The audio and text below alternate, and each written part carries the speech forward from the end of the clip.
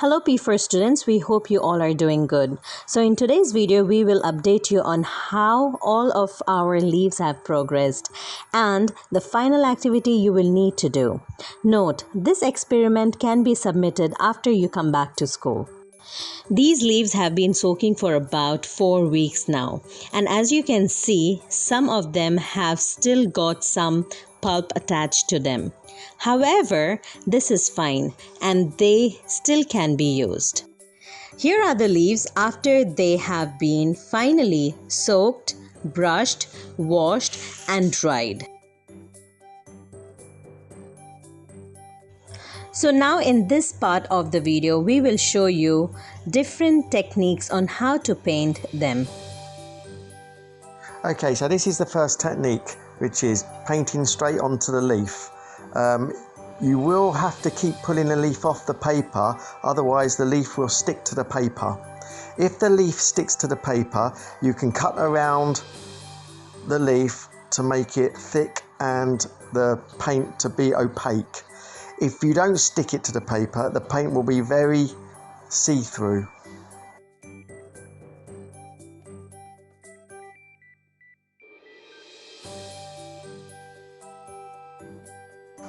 So after you've painted the background, you can then paint your design if you want to on top of the paint. You can wait for it to dry, or you can paint straight onto the wet paint.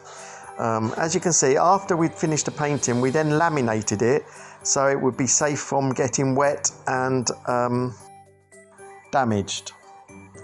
So this technique, this different technique is painting straight onto the leaf, and then once you painted everything onto the leaf, you need to wait for the leaf to dry onto the paper and then cut around the leaf to make a leaf shape.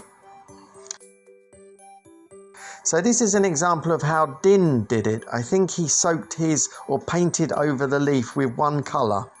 Once it's dried, it then makes it easier to paint over the top. So this is what we've done in this technique. We painted over the top of Din's leaf. The paint you can use is the best paint to use is oil paints or acrylic paints, because they're thicker and they cover up the holes in the veins. So after you've painted the background or the whole of the leaf, the paint then doesn't get stuck to the paper, so it makes it easier to paint as well.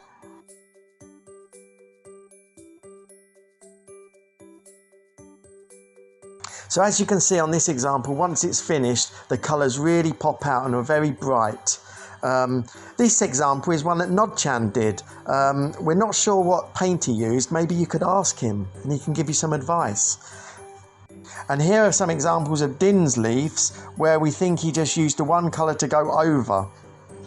So the white leaf is painted and the yellow leaf is soaked in the paint.